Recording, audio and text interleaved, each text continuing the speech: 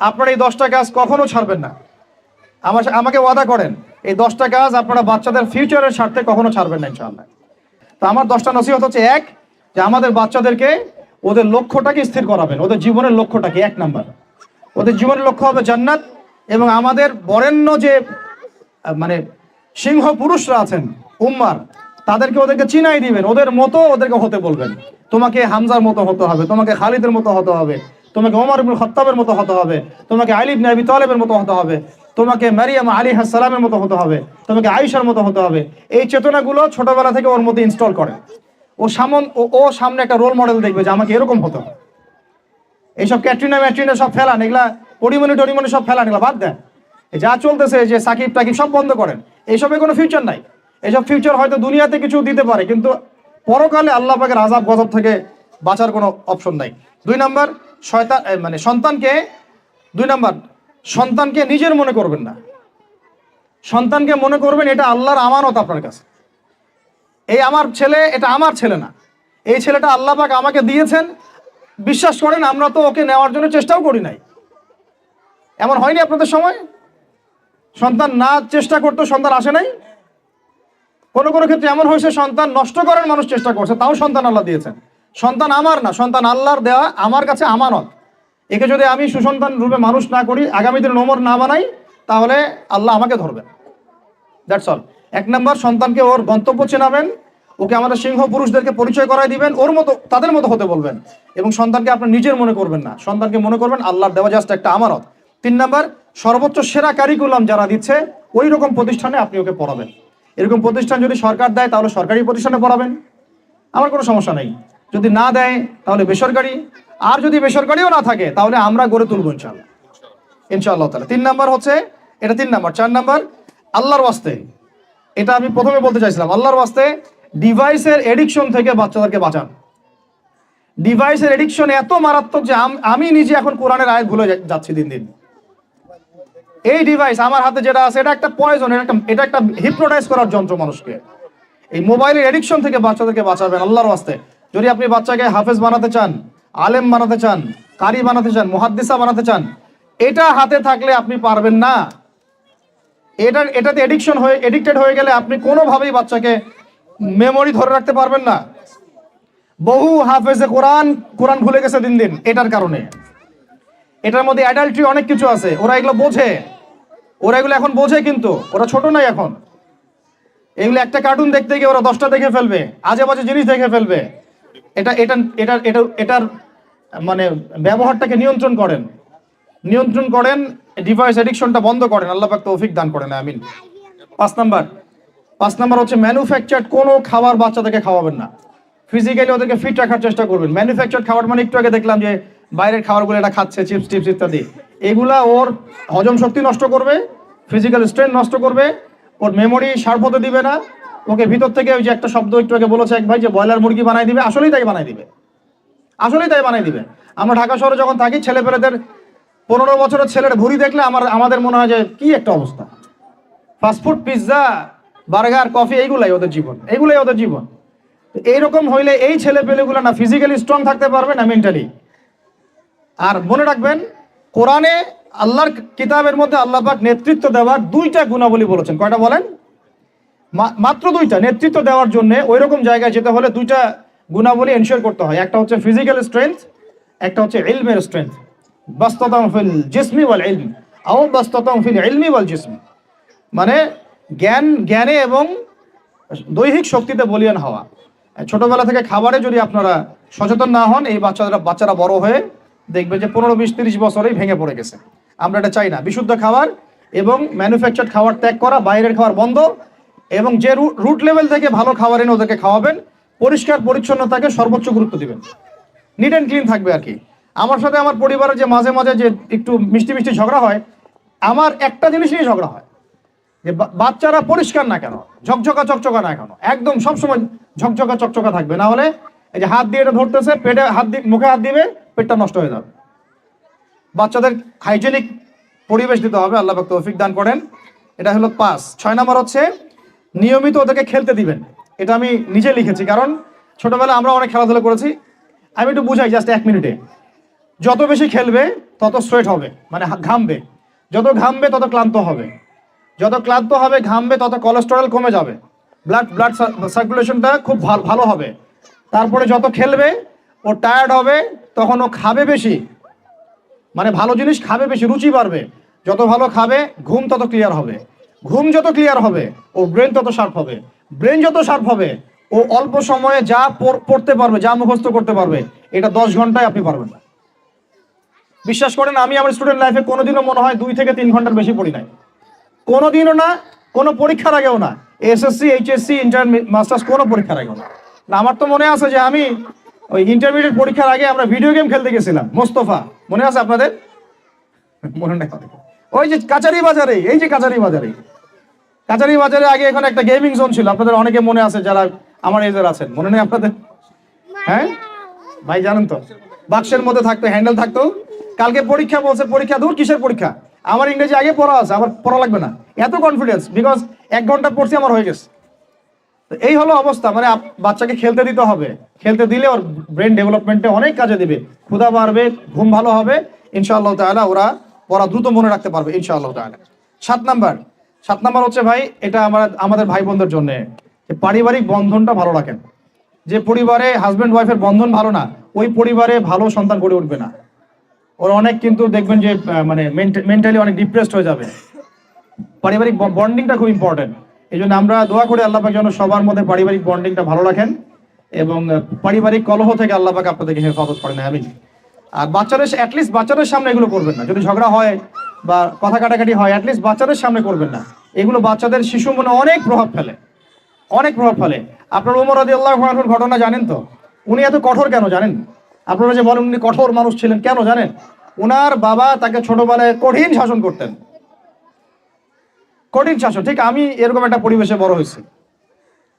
যারা খুব কঠিন শাসনে বড় হয় তারা হয় দুরকম হবে, এক হয় তারা নষ্ট হয়ে যাবে, অথবা তারা উম্মাকে নেতৃত্ব দিবে, দুটার একটা। হয় তারা খুব মানে মেন্টালি খুব ডিপ্রেসড হয়ে যাবে, অথবা দেখা যাবে যে তারা কঠোরতার কারণে ওরা দেখবেন ইনশাআল্লাহ ইসলামকে নেতৃত্ব দিচ্ছে বা আল্লাহর বিধানের উপর কঠোর হয়ে গেছে। তো আপনারা পরিবারের মধ্যে একটা হৃদ্যতার বন্ধন রাখবেন, যাতে করে পারিবারিক বন্ধন ঠিক থাকে। বাচ্চাদের সামনে অ্যাটলিস্ট কোনো রকম কোলাহল বা ঝগড়াঝাটি বা গায়ে হাত তোলা বা যে সমস্যাগুলো আমাদের সমাজে হচ্ছে, এগুলো যেন কখনো না হয়। আল্লাহ পাক যেন আপনাদের পরিবারের বন্ধনটাকে সুন্দর রাখেন, আমিন। আর 8 নম্বরটা হচ্ছে বাবাদেরকে বলছি আমি, যে বাবাদের উচিত হবে মাদের দায়িত্ব না শুধু সন্তানদেরকে সময় দেয়া, বাবাদেরকে। Because brother, you are not a money making machine at all. আপনি মানি মেকিং কোনো মেশিন না, আপনার কাজ শুধু টাকা আর্ন করা না তো, আপনার আমার কাজ হচ্ছে বাচ্চাকে সময় দেয়া। কোরআন আপনি খোলেন, কোরআনের মধ্যে আপনি মা এবং ছেলের কোনো কনভারসেশন পাবেন না। আমার জ্ঞান ক্ষুদ্র, যদি থাকে আমাকে জানায়েন, যে কোনো জায়গায় যদি থাকে, কোনো জায়গায় যদি পান মা এবং ছেলের কনভারসেশন আমাকে জানায়েন। আমি কোথাও কোরআনে মা এবং ছেলের কোনো কনভারসেশন পাই নাই, মা এবং সন্তানের কোনো কনভারসেশন পাই নাই। আমি যদি ভুল হই বা আমার যদি জানা না থাকে আপনি আমাকে জানাই দিন। আমি সব জায়গায় পাইছি বাবা ছেলে, বাবা ছেলে, বাবা ছেলে, বাবা এবং ছেলের কনভারসেশন। তার মানে কোরআন আমাদেরকে হেদায়েত দিচ্ছে যে বাবাদেরকে সময় দিতে হবে ছেলেদেরকে। ইউসুফ তার বাবার সাথে কথা বলছেন, ইউসুফের বাবা তার ছেলের সাথে কথা বলছেন, লুকমান আলাইহিস সালাম তার ছেলেকে নসিহত করছেন, ইব্রাহিম আলাইহিস সালাম তার ছেলেকে বলছেন আমি তোমাকে জবাই করার স্বপ্ন দেখেছি। মা ছেলের কনভারসেশন খুব পাওয়া যায় না।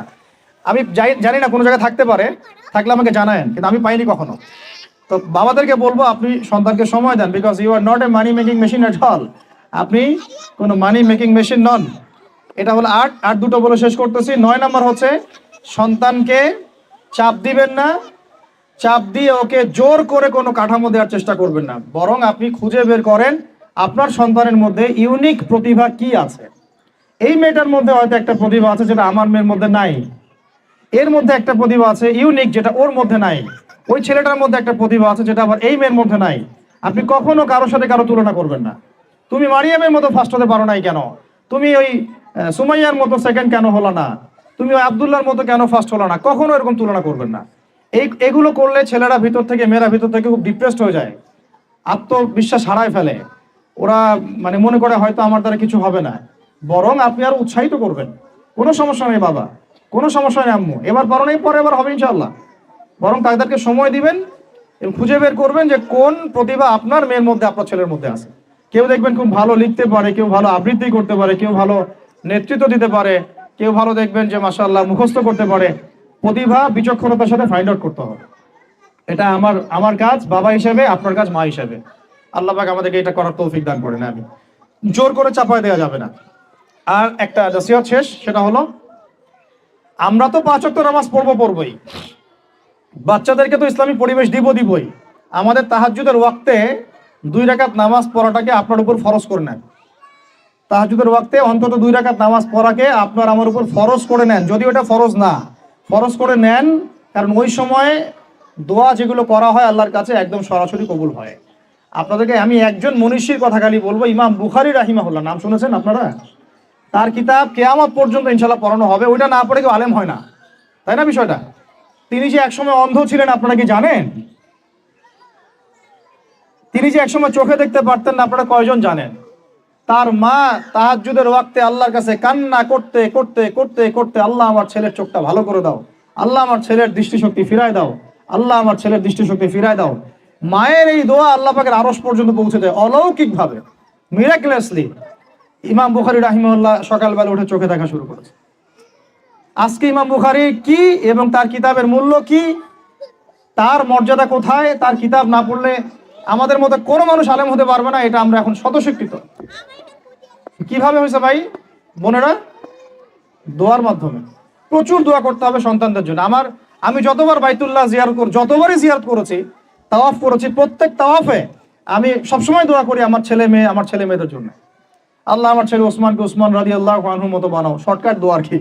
আমার ছেলে মেয়ে মারিয়ামকে মারিয়াম আলাইহিস সালামের মতো বানায় দাও। আল্লাহ আমার মেয়ে আয়েশাকে আয়েশা রাদিয়াল্লাহু আনহার মতো বানায় দাও।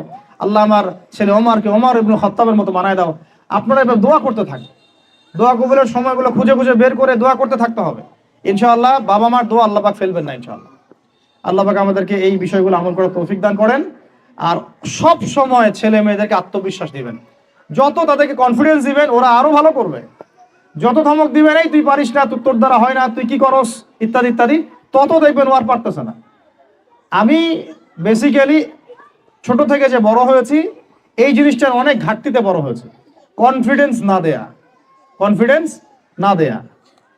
তবে সবাই সবকিছু হয় না, কিছু ব্যতিক্রম বিষয় থাকে। কিন্তু আমি যেটা রিয়েলাইজ করেছি, একটা মানুষকে যখনই কনফিডেন্স দেওয়া হয় সে অনেক ভালো করে। যখন আপনি তাকে আন্ডারস্টিমেট করবেন সে ভালো করতে পারবে না। তাই আল্লাহর ওয়াস্তে আমাদের বাচ্চাদের উপরে চাপ না দিয়ে আত্মবিশ্বাস দিবেন, ভালোবাসবেন, মহব্বত করবেন, ওকে উৎসাহ দিবেন, দেখবেন ইনশাআল্লাহ ও আরো ভালো করতেছে ইনশাআল্লাহ। মাশাআল্লাহ তুমি তো সুন্দর লিখছো, আরেকটু ভালো করো, ভালো হয়েছে তো মাশাআল্লাহ, আরেকটু করো, সুন্দর আর্ট করছো, আরেকটু ভালো করো, মাশাআল্লাহ একবারও তো মুখস্থ করে ফেলছো, আরেকবারও পারবা ইনশাআল্লাহ। ওকে এইভাবে বুস্ট আপ করতে থাকেন ইনশাআল্লাহ তাআলা। দেখবেন এভাবে যদি একটা পরিকল্পনা মাফিক আমরা আগাই, জাস্ট 20টা বছর সবর করি যদি আমরা, আল্লাহ পাক যেন আমাদেরকে তৌফিক দান করেন, টানা 20 বছর যদি আমরা নেক হায়াতের সাথে এভাবে রাত দিন 24 ঘন্টা নিরলস দিনের কাজ করতে পারি, অ্যাটলিস্ট এডুকেশন সেক্টরে, আমাদের তো পলিটিক্যাল সেকশন নাই, ইকোনমিক সেকশন আমাদের হাতে নাই, অ্যাটলিস্ট শিক্ষা সেক্টরে যদি আমরা এভাবে কাজ করতে পারি, আগামী 20 বছরে বাংলাদেশের শিক্ষা ক্ষেত্রের হুলিয়া পরিবর্তন করে ফেলা সম্ভব ইনশাআল্লাহ। কারণ সবকিছু নতুন করে করা লাগবে না, আমরা শুধু সমন্বয় করব, পরিবেশ গড়ব এবং আমাদের জানমাল, সময়, শ্রম, জমি জমা এগুলো ওয়াকফ করবো ইনশাআল্লাহ আল্লাহর জন্য। এবং এগুলো করলে লাভ কি হবে, ওই বিখ্যাত হাদিসটা দিয়ে শেষ করতেছি, যে নবী সাল্লাল্লাহু আলাইহি ওয়াসাল্লাম বলেছেন, ইযা মাতাল ইনসান, যখন মানুষ ইন্তেকাল করবে বা করে, ইনকাতা আনহু আমালু, তার আমল নামাটা কেটে দেওয়া হয়, বন্ধ হয়ে যায়, ইল্লা সালাস, 3টা রাস্তা খালি জারি থাকে। 1 নম্বরই হচ্ছে সাদাকায়ে জারিয়া, মানে এমন সাদাকা, এমন কন্ট্রিবিউশন যেটা আমার ইন্তেকাল, আপনার ইন্তেকালের পরেও একেবারে চলতে থাকবে, লং টাইম সাস্টেন করতে থাকবে, এটা একটা। 2 নম্বর ওয়ালাদুন সালেহ, আমার নেককার সন্তান বা আপনার নেককার সন্তান, যে আপনার আমার জন্য কালকে আমাদের মানে পরকালে বারজাখের জীবনে আমরা যখন থাকবো তখন তারা দোয়া করতে থাকবে। আর আমি বলছি আমার ওমরই শুধু আমার ছেলে না, আপনাদের সবার সন্তান আমার সন্তান, আপনাদের সবার মেয়ে আমার মেয়ে। আমি এভাবে কখনো চিন্তা করি না যে এই যে প্রতিষ্ঠানগুলো আমরা করতেছি বা যে প্রজেক্টগুলো আমরা নিচ্ছি হাতে, এগুলো শুধু আমার ছেলের জন্য, আমার মেয়ের জন্য, কোশ্চিন কালেও না। এদেশের প্রত্যেকটা শিশু আমার শিশু, আমার ছেলে আমার মেয়ে। এদেশের প্রত্যেকটা বোন আমার বোন, এদেশের প্রত্যেক ভাই আমার ভাই। ওইভাবে চিন্তা করে আমাদেরকে না গেলে আমরা জাতিগত পরিবর্তন আনতে পারবো না। তখন আমরা স্বার্থপর হয়ে যাবো, আমার ছেলে বাঁচতেই হইলো, আমার মেয়ে বাঁচতেই হইলো। তখন হবে কি, আমার ছেলে আদতে বাঁচতে পারবে না, আমার মেয়েও বাঁচতে পারবে না, কারণ ফিতনা যখন সব জায়গায় ছড়ায় পড়বে আমার ঘরেও তো ঢুকবেই, স্বাভাবিক। আর শেষ নাম্বারটা হচ্ছে আল ইলম, এমন জ্ঞান ইউনতাফাউ বিহিন নাস, যে জ্ঞান দিয়ে মানুষ উপকৃত হয়। এই হলো শিক্ষা প্রজেক্টগুলো। আল্লাহ পাক এই হাদিসটার উপর আমাদের সবাইকে আমল করার তৌফিক দান করেন, আমিন। আমরা দোয়া করি আল্লাহ পাক যেন আমাদের সবাইকে পবিত্র কোরআন এবং নবীর হাদিস অনুযায়ী জীবন করার তৌফিক দান করেন। 1 নাম্বার, সবাইকে যেন আমাদের এই শিক্ষা প্রজেক্টের সাথে আপনাদেরকে সম্পৃক্ত করেন, আমিন। আমাদের জীবনের গন্তব্যটা আমাদেরকে ফিক্স করার তৌফিক দান করেন, বাচ্চাদেরকে মানুষ করার তৌফিক দান করেন, সবাইকে হালাল খাওয়ার তৌফিক দান করেন, ধৈর্য ধরার তৌফিক দান করেন, নেক আমল আল্লাহ পাক যেন বেশি বেশি করার তৌফিক দেন এবং সুন্নাহ ভিত্তিক জীবন করার তৌফিক দেন। এছাড়াও আমি দোয়া করি মন থেকে আল্লাহ পাক যেন আমাদের বাচ্চাদেরকে সুস্থ রাখেন, আমাদের প্যারেন্টসদেরকে সুস্থ রাখেন, টিচার্সদেরকে সুস্থ রাখেন, এবং আমাদেরকে সুস্থতার সাথে আল্লাহ পাক লম্বা সময় দিনের কাজ করার তৌফিক দান করেন। এবং ভিতরে বাহিরে যত ইসলাম বিরোধী অপতৎপরতা আছে এগুলোকে আমাদেরকে সাহসিকতার সাথে ফেস করার তৌফিক দান করেন, আমিন।